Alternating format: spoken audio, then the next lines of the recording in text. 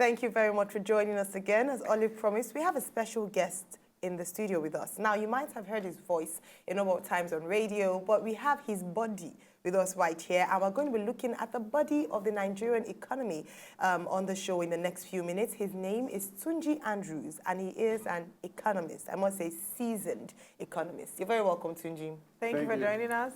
Yeah, that didn't just sound right. I think something else I must mention, which was something I discovered, and perhaps it might be a GMNS exclusive, is that do not be fooled by his name. Tunji Andrews is actually from Ibuzo in Delta State. I had to quiz him before we started. But we're not looking at state of origin, we're looking at the economy. But I thought it might be great to hear for the first time on Good Morning Nigeria show. Breaking news. Yeah, breaking news. Tunji, you're welcome. It's good to have you. Thank you very much. Thank you for joining us. Thank you for having me. Yes, I'm sure this is a topic you must have spoken a lot about in the past few days, the Nigerian 2016 budget. Now, it has been set with ambitious estimates in terms of revenues, hopes of where the revenues will come from, particularly pegging, the pegging on the price of oil. But we know that in recent times, this has dropped even further below what the expectations have been. And according to the IMF, it might even drop further, up to $20 if possible. Now, the big question that people have been asking is, how do you think the government would look to funding the deficit? They're going to borrow. It's pretty obvious. I mean, if you look at all the areas to which we have income coming in, yes. Crude oil sources, right now we're about $33 per barrel. Yes. And I mean, it's not just the fact that we're at $33 per barrel. It's the fact that we don't have who to sell it to. Because we have, the crude oil we have is the Bonny Light, which is the light sweet crude.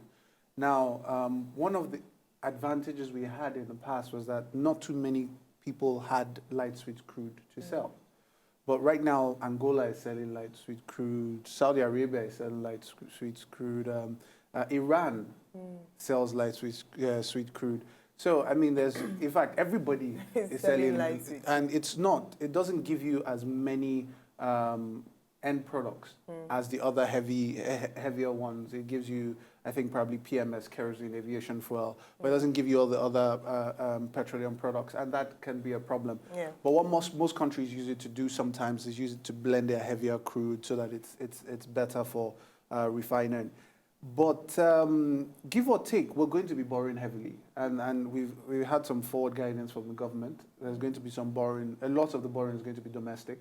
Some of it's going to be foreign. Okay. And, we know that the lady who just came into Nigeria recently, Christine Lagarde, had advised us strictly against borrowing. Is there no other means of us generating income? Is it not the time for us to look at other sources? Is this not the time for us to be really focused on diversification of our economy? I have the same mindset with Lagarde, but you need to understand the person of the president.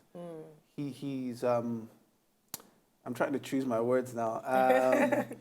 I don't think he's someone that is very comfortable around capitalism. And IMF, for what it is, represents capitalism in its full sense. And she's going to push more for fiscal cuts, austerity measures. Exactly. And you know, from last year, that was what I was saying. Yeah. We need to cut back. We're not going to get as much money. Yes. And we're having a lot of issues. Now, our fiscal deficit went up about 111% in this year's budget, which is quite a large chunk. And our borrowing is going to take us higher than we have been in the last couple of years. That is really not good because we have not successfully diversified the revenue of Nigeria's economy. Yes. The problem with the diversification of Nigeria's revenue base is that we might not do it in the next 10 years. Exactly. And I'll explain why. The government has been getting its revenue from crude oil. So what it does is that the government has JV agreements with Shell, Chevron, and the rest. They dig the crude oil. The government owns the crude oil. Yeah. The government sells the crude oil. The government takes the revenue, right? So when you say the government should diversify, what are they going to do? Are they going to go into agriculture and start farming themselves? We thought that agriculture would be a No. But when they farm, it doesn't mean that they will farm then they get the yams out, then they will now sell the yam and then get the... No, they're not going to be able to do that. It's process. Exactly. So they're going to... Process. They've ignored a large part of the economy. Getting back into it now is a difficult process. Yeah. So it's going to take a long time.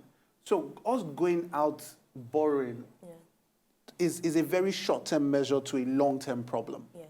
The longer-term approach is to cut our fiscal deficit and start looking at areas we need to improve on. I would have felt a lot more comfortable if a larger chunk of this budget was going into infrastructure development. Or is it not? I mean, compared to previous budgets, we must applaud, the amount of money allocation given to infrastructure development. It seems like this present administration or present administration is trying as much as possible to build that sector. So a lot of money has been given to capital projects as opposed to recurrent expenditure, and people have applauded that. That is relative. That is relative. If you look at the budget, then you realize that yes, capital expenditure has increased, but so has recurrent expenditure. And what is recurrent expenditure? Money going into a basket that you don't get back, really. Yes. So you've increased capital expenditure. And mind you, capital expenditure doesn't necessarily mean roads. Yes.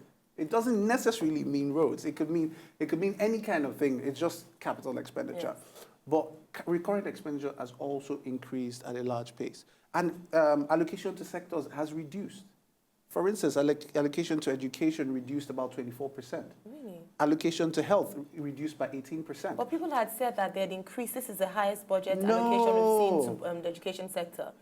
That was a rumor that was just going around, I think, to make people feel good. But if you look at the numbers year on year, it's actually a reduction. Okay. Some people have said that the current budget is a template from the past government. There isn't much change that has been done. So do you agree with that? I do. And then if you had the opportunity to advise the president and you had some changes to be made to the budget, what areas would you have changed? The general issue with creating a budget is that the budget is most of the time created by the budget office in collaboration with MDAs. And these people are civil servants. They've been there. They understand the system. Yeah. You come in. You are not focused on creating your budget. You are doing so many other things. And then a couple of months to the end of the year, you now tell them, where's your budget? And then you now want to create a new template. It's not possible. If you want to create a new budget, you probably have to start from maybe like July this year towards next year.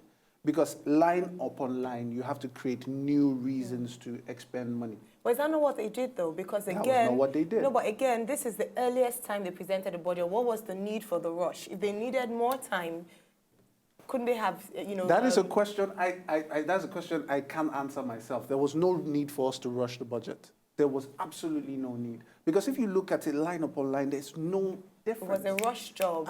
There's no difference. If you look at allocation to the office of the presidency, it was the same lineup. There's really nothing happening that's different in that area. It's just that we've increased money to spend. Okay, before we wrap up this conversation, I need to dive out a little with regards to the CBN foreign policy and the current hardships it is causing.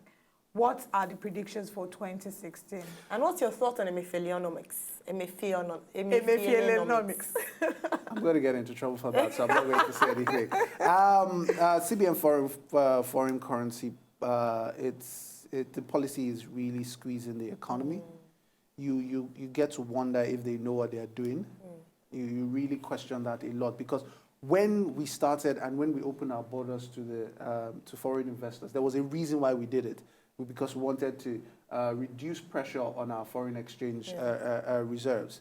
And that's because if people bring in foreign currency, we don't have to take from our sales of crude oil. We can use that to turn things around. Yeah. Now you shut those guys out, and you still need dollars within your economy, and then you say there's pressure on your reserves. So you wonder if we know what we're doing on that angle. But on the other angle, it's not something we can fix again in a short period. It's going to be a very long-term process. So all this stopgaps that the CBN governor is creating right now can halt the problem now, but it's creating longer-term problems. So how have they discouraged investments? Because you've said something about them shutting the doors to investors. How have they done this? If I'm an investor, right, I want to bring my money into your country. I want to take it out whenever I want to take it out, right?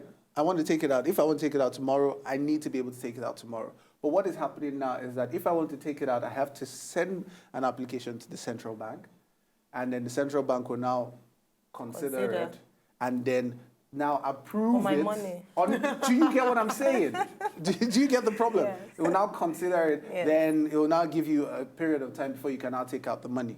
Now, before now, the previous administrations had given 100% capital repatriation and profit of whatever you bring into the country. So, for instance, an MTN could take out their money whenever they want to. Now, that is, it gives foreign investors the confidence that if there's something happening in your country that is not favorable for us, we need to flee, we can flee at a moment's notice. But this is like, I'll be trapped if anything happens. And your country is not exactly not stable volatile at the moment. Do you get? So it's a problem. So the ones that are in here are those ones that are diehard. The ones that won't want to stay during all of this have just cut their risk and taken off.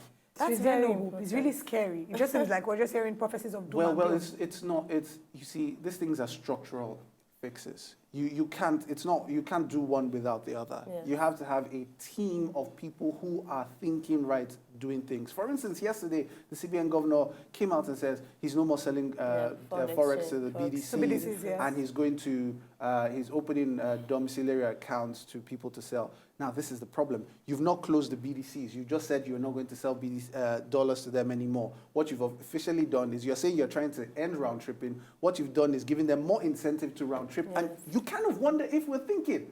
But I'm not going to say anything about the CBN governor. Okay. All right, on that note, thank you so much, so Tunji Andrews. It's been a very enlightening and interesting discussion. I'm sure you'd agree with us as well. But do not think the conversation is over. Remember, you can join us on Twitter and on Facebook and let us know what you think. Some of the things that Tunji Andrews has said has been a bit controversial. Do you agree with everything he said, or do you think, nah, I disagree with point number one, point number two? Let us know. Tunji, what's your Twitter handle so they can at you as well? Do that. At Tunji Andrews. At Tunji Andrews, and of course it's at GMNS School TV on Twitter and the same on Facebook. We'll be right back. We have entertainment coming up soon, so it's time to relax after all that economy talk. It's still the Good Morning Nigeria show. Stay tuned.